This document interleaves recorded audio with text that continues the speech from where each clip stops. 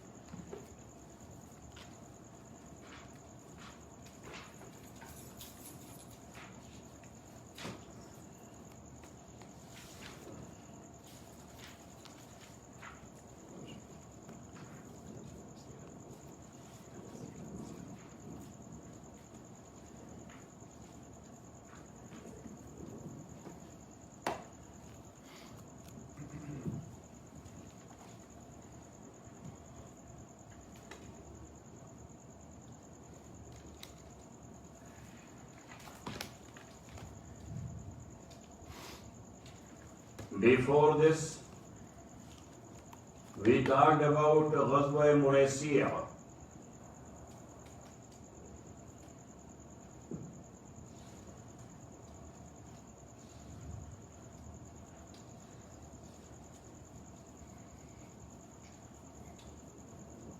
Ghazwa Muraysiya, we mentioned that happened in Shaban 6th Hijri.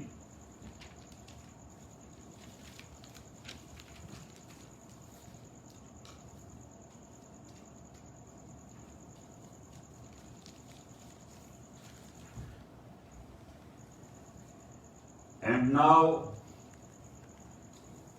the Pact of Hudaybiyah. The Pact of Hudaybiyah. Rasulullah sallallahu alayhi wa sallam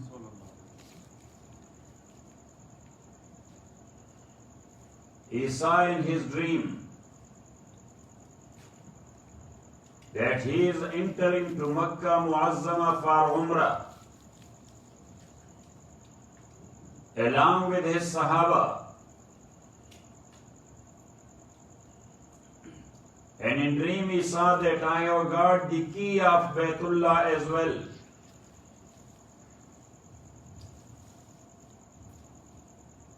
And he saw in his dream that some Sahaba Rizwanullahi alayhim ajma'in, they shaved their head, and some of them they trimmed it.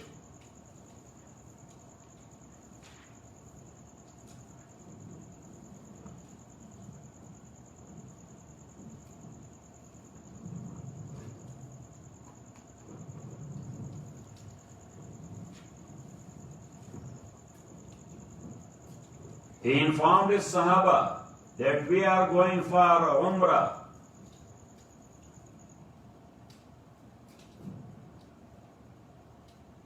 He told about his dream to the Prophet, to Sahaba Ridwanullahi alayhim ajma'in.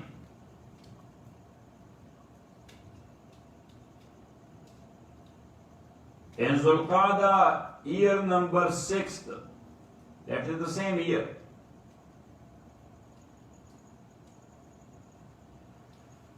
he appointed Abdullah ibn Maktoum raziyallahu ta'ala anhu as Amir on Medina.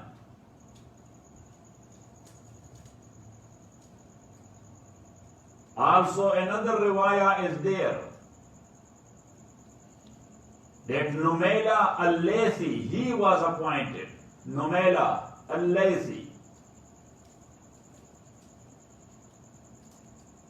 But sometime the Prophet sallallahu alayhi wasallam, for imamat in masjid he used to appoint one man, and for imarat of Medina another one. So that can be,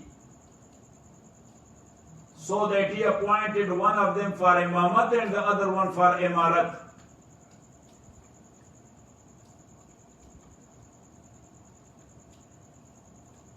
He left Medina on Monday, riding his she camel known by the name of Al Qaswa. with Q.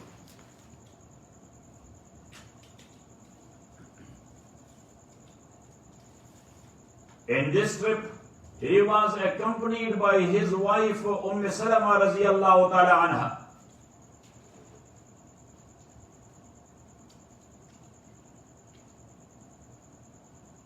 Some 1400 Sahaba Rizwanullahi alayhim ajma'een, they were with the Prophet as well.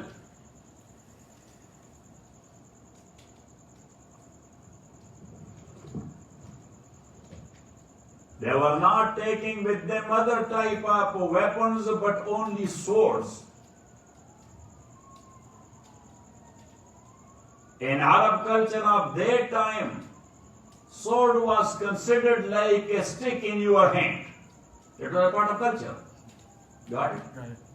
Like some time back, as long as the tribal area in Pakistan was not settled and it was semi-autonomous. So there every guy, when he was coming to bazaar, having the AK-47, the Kalashnikov, now no more. Yes, because at that time, that was semi-autonomous.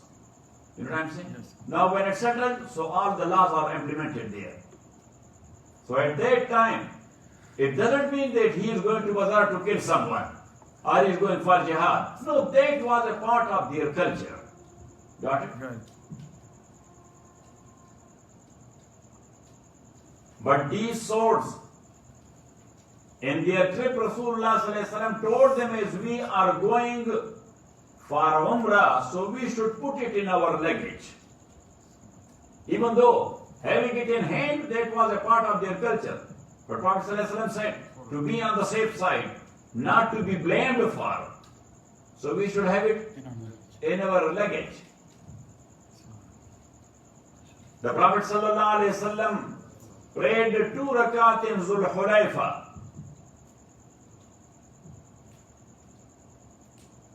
Sometime back it was outside Medina, now Medina extended almost to Zul Hulayfa.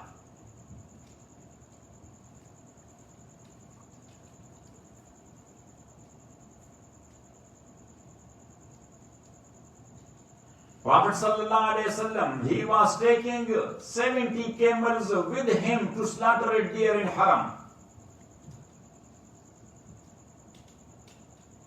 Hajj was not farz at that time. So that's why they were doing slaughtering or qurbani at the time of Umrah.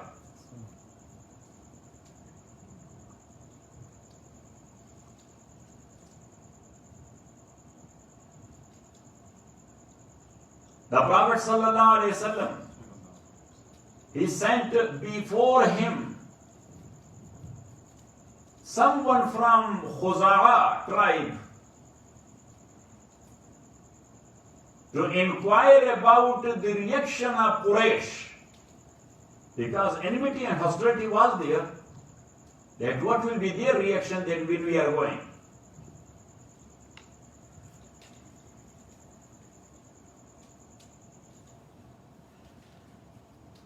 When this man arrived in a place known by the name of Osfan, O-S-F-A-N,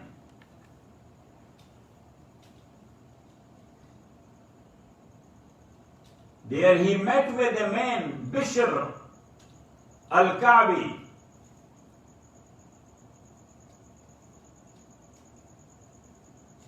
So Bishr Ka'bi told him that, do you know that the Quraysh, they have come out of their city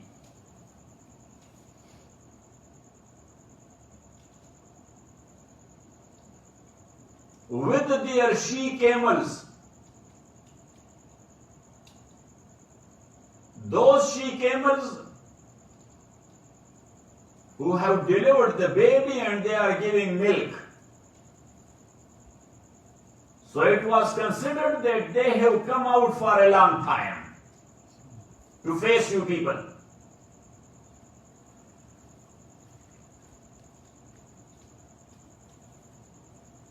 And he told him, yes, that was a proverb. That was it. That they have dressed themselves in the skin of cheetahs. Yes. So dressed in cheetah skin means that they are very much ready for fight. Yeah, it doesn't mean that they were having it. That was a proverb used for being ready for any situation. Got it? And they are in a place by the name of Zutuwa.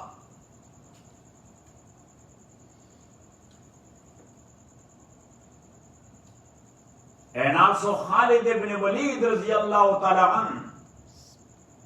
He has arrived with his horsemen. At that time was not Muslim. That Khalid ibn Walid, he has come with his horsemen to a place, Qura'ul Ghamim.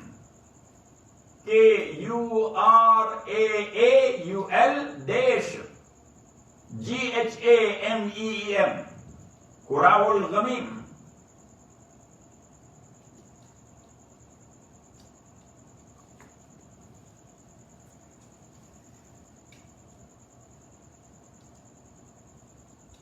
This man Khuzai, the informer for the Prophet sallallahu alaihi wasallam,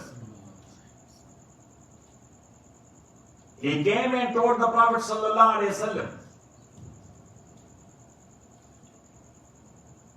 that Ka'b ibn Lu'ay,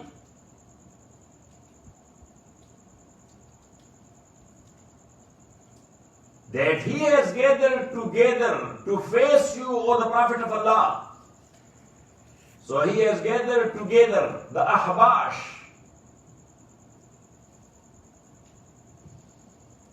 the Banu Haris, Banu Mustalaq,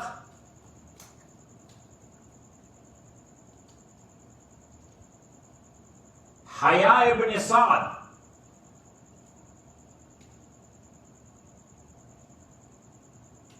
and they are there on Habashi mountain in Namanul Iraq.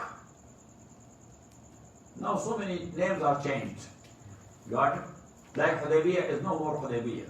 That's called Shumaisi. Got it?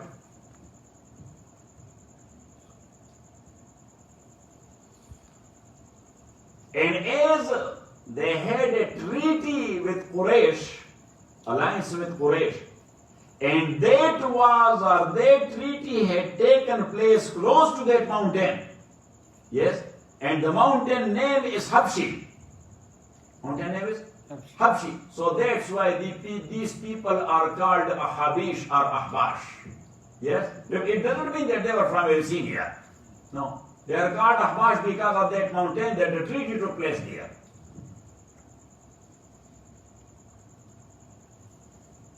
So now when Rasulullah ﷺ got informed about all these news, he told his Sahaba that Quraysh are crazy for fight.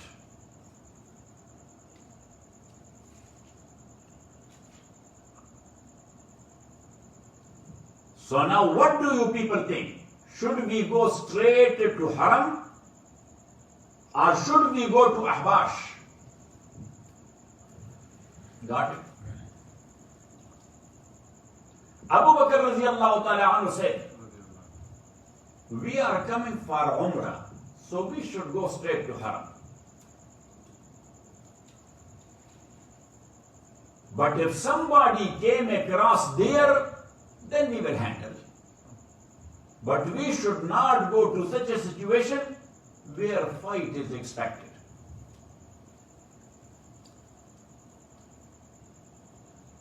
Now close to Qura'ul Ghamim, they were praying the Salat al-Zuhr.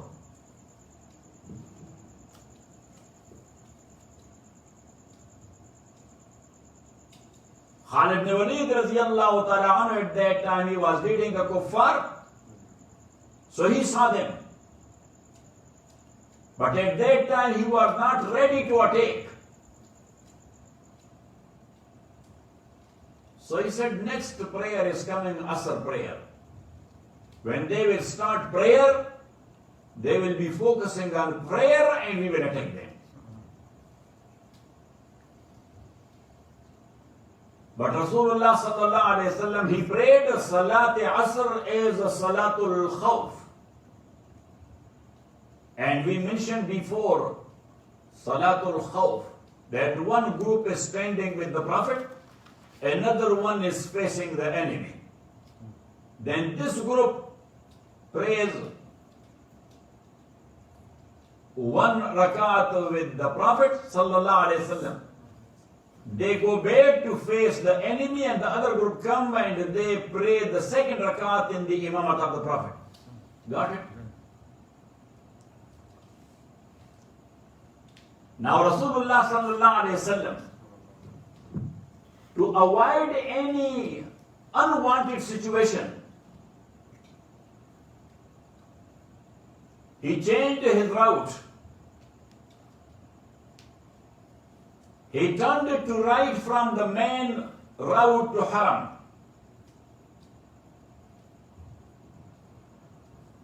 The main route still is passing by Tan'im, Masjid Aisha, and they're from the Mu'tamirin, they are putting on their ihram. Yes? So he left that route.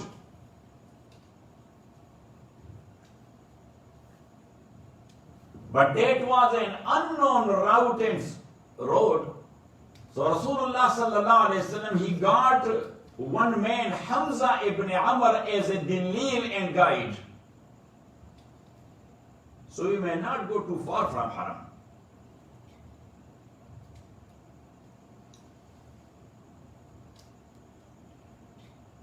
In a place, Qaswa started, just like this, like falling down. So Sahaba Rizwanullahi alayhim ajma'in, they said, Ya Rasulullah, ta'ibat. This is not the nature of Qaswa. Yeah? She came out of the Prophet sallallahu alayhi wa sallam. That is not its nature, but maybe today she got tired. Rasulullah sallallahu alayhi wa sallam said that is not its habit. وَلَكِنْ حَبَسَهَا حَابِسُ الْفِيلِ. وَلَكِنْ حَبَسَهَا حَابِسُ الْفِيلِ. That Allah who stopped the elephants of Abraha in Muzdalifah, he has stopped my she-camel here as well. Got it? Then Rasulullah sallallahu alayhi wa sallam made her standing. A little bit ahead, they came to a pond of water in Hudaybiyah. Now Hudaybiyah is no more there in the map because its name changed to Ashumaisi. When you will be leaving Jeddah and you are going towards Mecca, so a little I have shown you.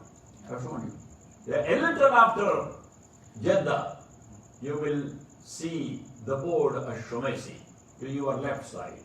So if you will go in the desert a little bit more, so that was the place where the Prophet ﷺ was staying. Got it?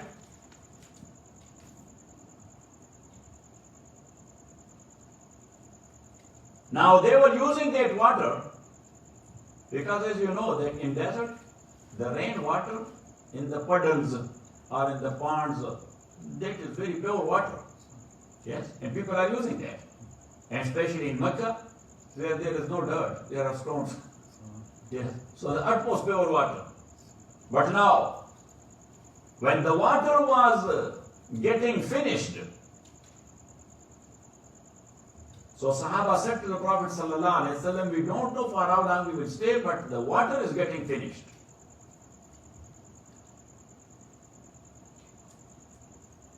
So Rasulullah sallallahu alaihi wasallam gave them an arrow that to take it to the pond and erect it there inside the pond.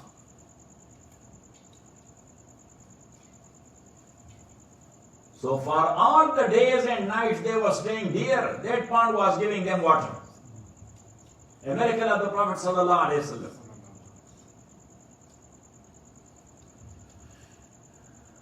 And 3 people went for the set purpose. Najiyah ibn Jundub, Bara ibn Azib,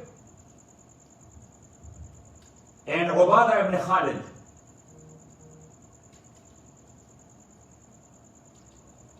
But Imam Bukhari narrated a hadith that Rasulullah sallallahu alaihi wasallam put some water in his mouth and then he threw that water in that pond.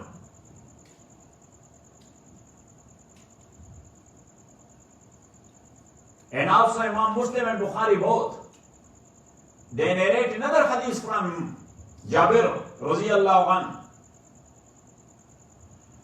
that Prophet sallallahu alaihi wasallam drank some water from his cup and the remaining one he threw there in the house. Got it? Yes. Or he put his fingers there in the cup and that it was springing out the water. Got it? But Ibn Hibban says that actually these were two different miracles on different occasions. But to Ruwat some confusion happened. Got it? Or not it? So now what else? So there are details. When the delegations, they were coming to the Prophet ﷺ on behalf of the people of Makkah to convince him to go back and not to enter Makkah. Why? Because the Meccan, they thought of his entrance to Makkah as a matter of ego for them. That so many battles happened before between us and him. Now he is entering to our capital and to our city. That's a challenge for us. Even though that Makkah is not the city of anyone, that city of all Muslims. As you know, that from day one, this is a well-known international law. Well-known, written and unwritten. Yes, that nobody would be stopped from his worship place, wherever that is. Got it? And that's why nowadays, not nowadays, for the last 70 days, yes, the India and Pakistan, they have the enmity. Yes, so many battles happened and now once again the situation is very bad. Yes, but neither the India stop people who are going to the Darul Deoband or to Mazahirul Saharanpur or to Tablighi Markaz. Yeah, or to Khwaja Ajmeri. Different sects, they are going to different areas. Yes, and now Pakistan is stopping the Sikhs who are coming to Pakistan because their holy places are there in Pakistan. Why? Because that's international law. Got it? Got it. Or not it? Got it. Yes, that is the case. So now, but they were stopping the Rasulullah for our Umrah, which was against every norm and every value. But what happened? Inshallah. وصلى الله تعالى على خير خلقه محمد وآله